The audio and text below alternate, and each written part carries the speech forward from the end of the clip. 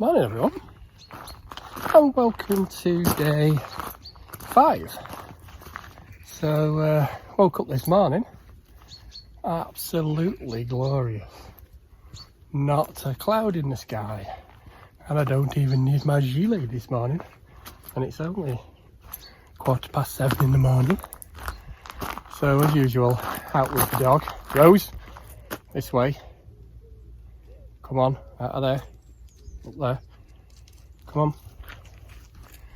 So we're just going down our little secret path, but there's no wind this morning at all. So me and the dog decided we're going on a longer walk this morning. Anyway, we're supposed to be going to Osborne House today. No, not the place where the rock star lives. It's the house what used to belong to Queen Victoria and Albert, but tried to book it last night because you have to book everything now because of COVID. It's closed and it doesn't reopen until Saturday when we leave. So no clue what we're doing today. We're going to be on the fly, but I am in the doghouse with the missus. I was doing a bit of editing last night, and she burst into the bedroom while I was doing voiceovers. And put it this way, when she left the room, she had that look. And she's been awake since 6:30 this morning and not spoken to me. Anyway, might take her a flower back and see what she does. But that's my marital problems today. But oh, come on, Rose. Me and Rose are going for a long walk this morning because it's such a lovely day. Look at this. It's a bit different than Hyde. Anyway, we'll see what today brings. Listen.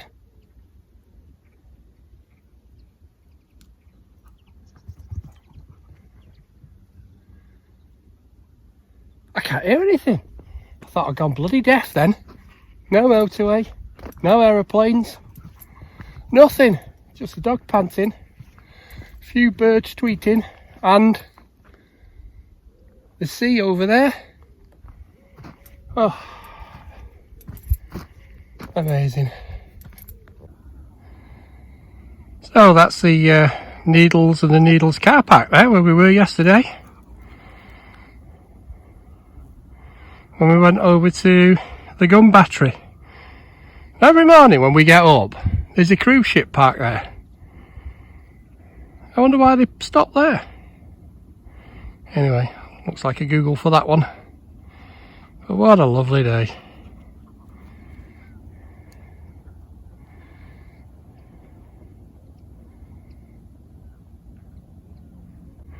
So, I'm charging ahead like a lunatic, and the dog won't come any further. So we've walked right the way to where the Needles car park is and the coast, which isn't that far to be fair, but I can't get the dog to go any further. She just keeps sitting there.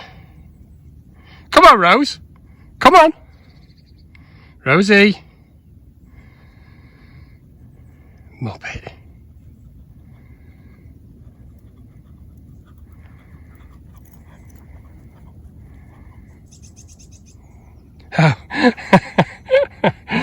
That's what it is.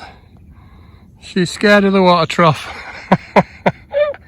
Oh, what a balloon. It's a water trough, Rose. Well, the car park's empty. Wasn't yesterday.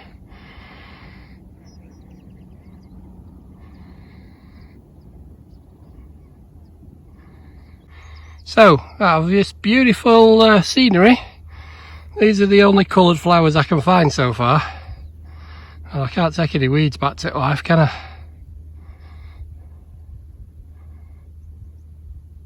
Well, I'm at desperation point now. We're nearly back. And this is the only colour I can find. Got no clue what they are. I could tell her they're sunflowers.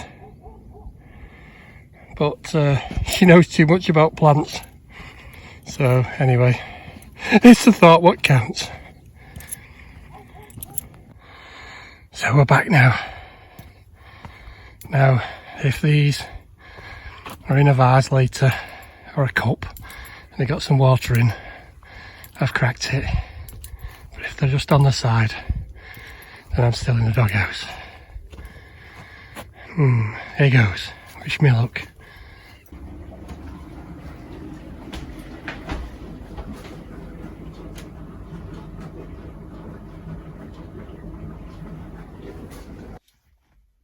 So, as you've seen, getting back in the good books with the missus.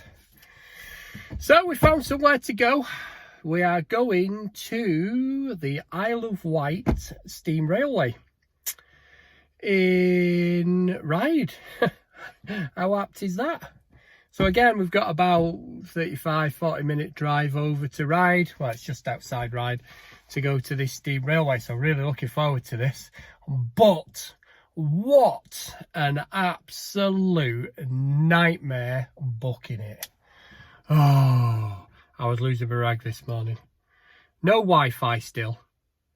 Absolute. So if you're the owners of this flat, your Wi-Fi is rubbish. And we've got no signals. 5 phones we've got. 5 phones. And we had to wait till Georgia got up before we could use hers. Because it's the only one where the network works on this island. Anyway, so again, that's why I'm in here waiting for the Muppets to turn up and we could take the dog. So 33 quid it's cost us for a family ticket for the train ride, and 5 quid we've got to pay for the dog when we get there. But well worth it. So let's get over to Ryde when they finally turn up and get over to this railway. Let's get on with it.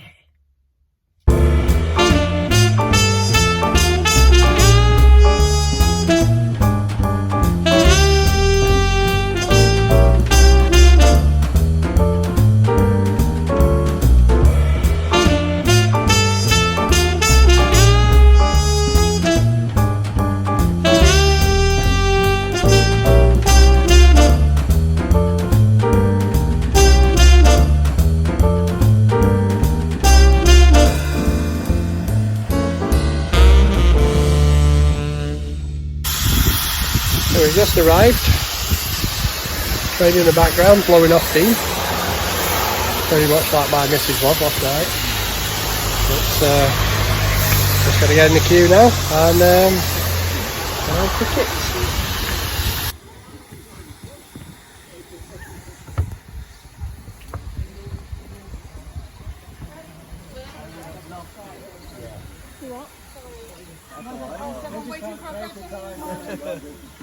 And it's fine. So there's the train. All we're going to do now is find carriage J1. So that's the one we're in. And it's a carriage for us. Oh, where's that? She's in the beach.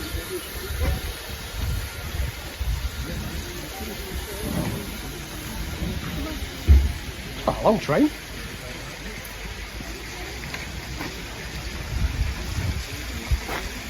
And here we are, J1, our carriage.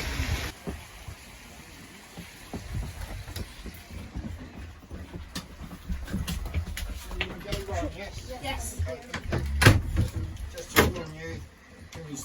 So we're on a Harry Potter carriage. Not that I've seen Harry Potter, but there you go. Everybody else tells me we're in a Harry Potter carriage.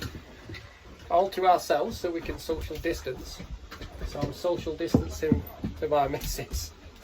Even though she has forgiven me. There you go, back now. Kids on the other side, the dog running around like a lunatic. So, let the journey begin. Oh, we're about to set off. Oh, we're off. Finally.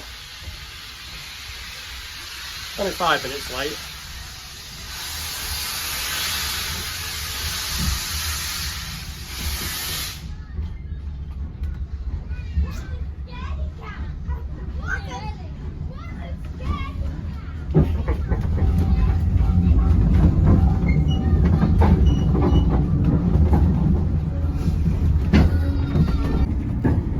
The Isle of Wight Steam Railway is a heritage railway.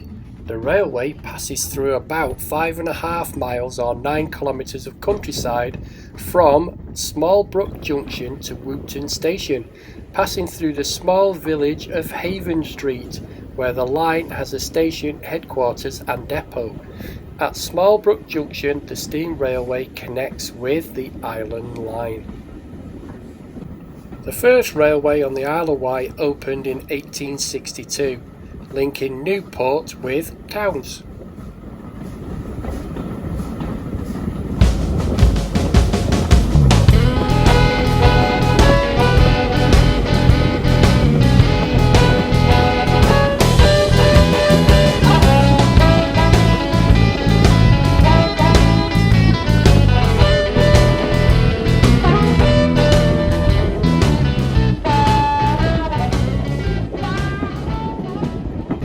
So Georgia, what was it like being 15 2 days on the trot again?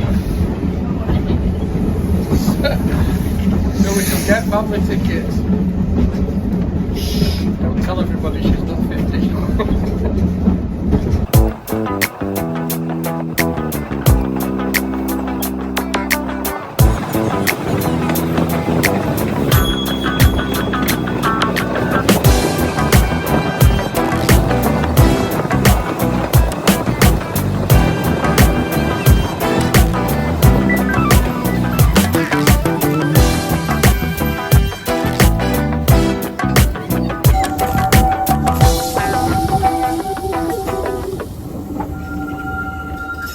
So this is Small Brook Junction, which is the end of the line, and what happens here is once we've stopped, the train will uncouple, go past us, go down to the other end and take us back the way we've just come.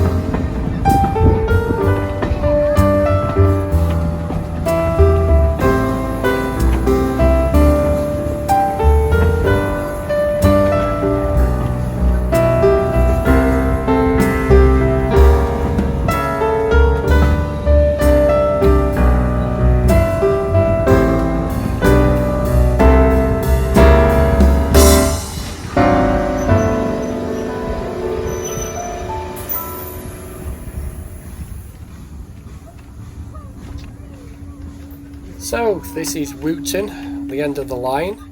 So again, what will happen here is the train will uncouple from the front, it will then pass us again and will couple back up at the other end and take us back to the main station back in Haven Street.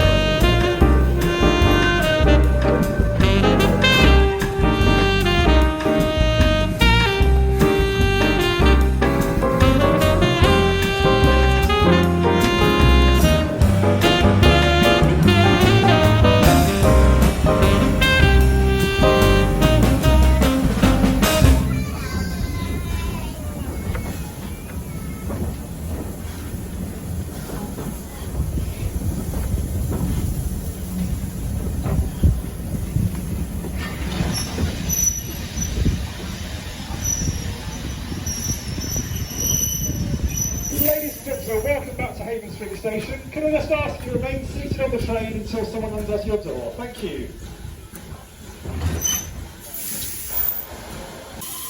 Our train was built in 1951 and it holds 1,350 gallons of water.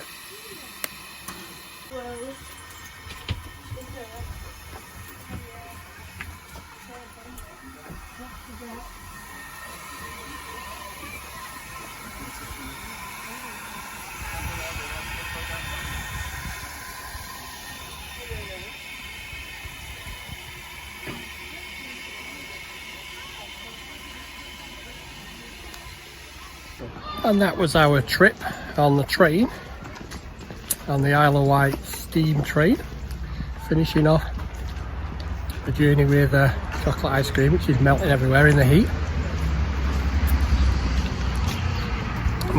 Chocolate.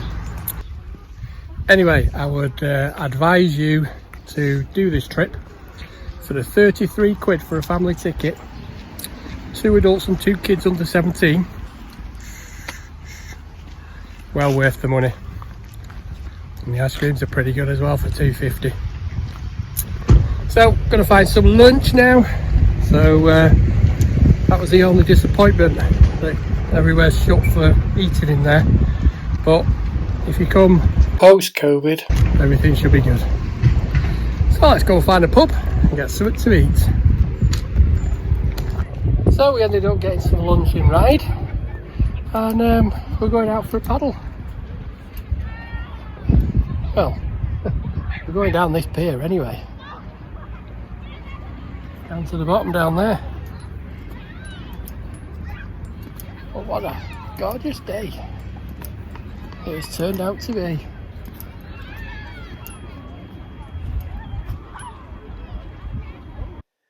Ryde's pier is the second longest seaside pier in the country. Only Southend is longer.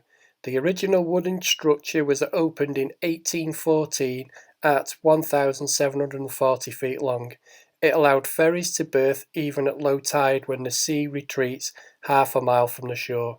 It was extended in 1824 and reached its present length of nearly half a mile by 1842. The pier is really 3 piers in one. A second parallel pier was built in 1864 to support a horse-drawn tramway. This ran from the pier head as far as the pier gates and then through the town to provide a connection for steamer passengers with the Ryde's original rail terminus at St John's Road, a mile to the south of the pier. In 1880, a third part and a second track was added by the big railway companies of London, but today it runs ex-London Underground electric trains which were built in the 1930s, which carry passengers from the pier head to the railway station at the other end. This is where the White Link ferries berth at the pier head. You can actually catch a ferry here from Ryde over to the mainland at Portsmouth.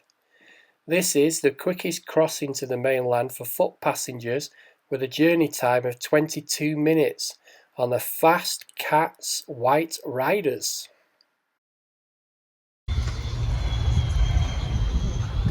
So we've walked right to the end of the pier, and that is Portsmouth over there. And you can't believe how shallow this water is.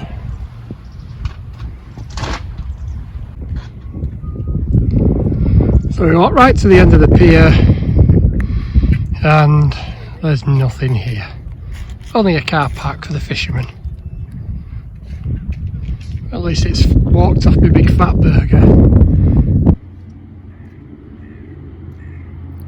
Hover Travel provides the fastest Isle of Wight ferry route across the Solent though, and is the world's only year-round passenger hover service. The ferry service takes you directly to the shore at Ryde in just 10 minutes from Portsmouth.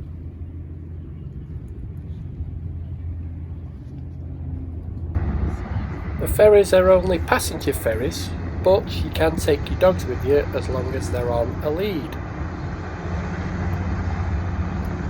A day return ticket costs an adult £24.60, but a single is £18.90. But you can actually get an anytime family day return for £56. Bargain. This service commenced operations in 1965. Hover Travel currently operates two 12,000 TD hovercrafts on this single route between Ryde and South Sea.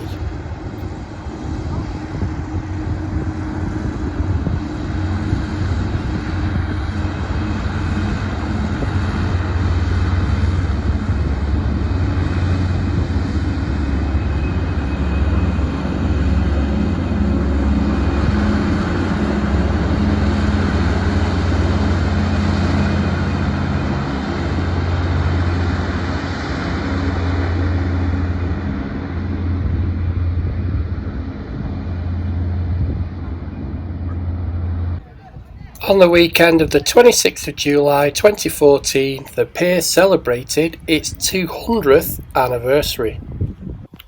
Morning everyone. Well, looks like it's going to be another beautiful day. And it's forecast it's going to be a scorcher.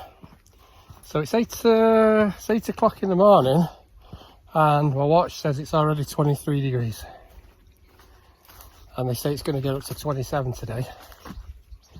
So we've decided for a day trip we'll go back to the seaside somewhere and find a beach and have a day on the beach. Now it's just taken me 10 minutes to get the flaming dog to come out because there were some other dogs out. So, and she's going the wrong way. Shall we go that way, Rose? So she wants to walk this way. So we're going this way instead this morning. So that's the plan for today. Still in the good books with the wife, so that's good. But did you notice the caterpillar on the flowers I took back? I didn't. But I told her I did, but I didn't. So that's going to be released today. So today day 6. It's Thursday, so it'll be day 6. Yeah, so today's day 6. So let's get on with day 6.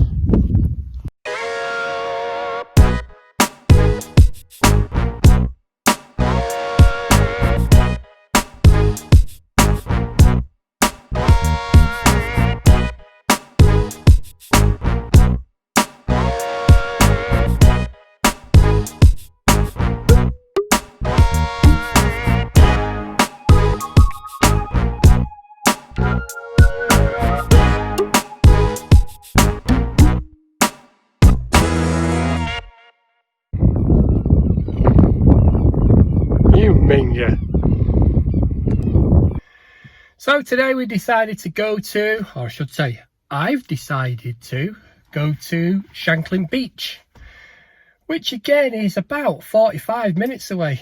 So I think every journey we do on this island is about 45 minutes away, except the Needles, which is just over there. So that's what we decided. We're having a beach day today because it's 20 past 11 and I can't see what the temperature is, and the temperature is 24 degrees and it says it's going to go up to 27. Feels like 50 in this truck. Anyway, I found out why the cruise ships park up at the end of the bay there, so we see them every morning. It's so they don't have to pay port fees at Southampton. So when the cruise ship's not in use, they park it over there in the bay. Leave a skeleton staff on there just to look after it in case we've got some bad weather. And they just park it up there so they don't have to pay. Cheeky beggars. Anyway, I guess the sea is free, isn't it? Anyway, as usual, sat here now waiting for those three to turn up because we're not taking the dog with us today because she was naughty on the walk this morning. I couldn't film it, I was panicking. She did a runner. Took me 45 minutes to find her, cowering in a bush. Scared of two big husky-like dogs. What a knobber. Anyway, let's hope we enjoy the day, because this weather is absolutely amazing. So, let's get on with it. The clock tower you can see here was paid for by the people of Shanklin to celebrate the Diamond Jubilee of Queen Victoria in 1897.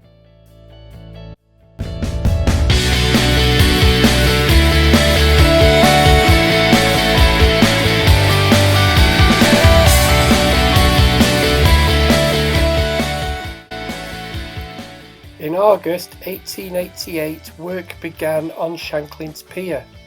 The 1,200-foot pier opened to steamers on the 18th of August 1890. A £400 pavilion opened on the 28th of July 1909, but was destroyed by fire on the 29th of June 1918. During World War II, the pier suffered bomb damage and was closed. And on the 16th of October 1987, a storm destroyed sections of the pier, and South Wight Borough Council bought the pier for £25,000 and then spent £189,000 demolishing it in February 1993. Also from this site during World War II, a pipeline carrying petrol from the Isle of Wight to the beaches at Normandy was laid, with a code name of Pluto, which originally stood for Pipeline Underwater Transportation of Oil.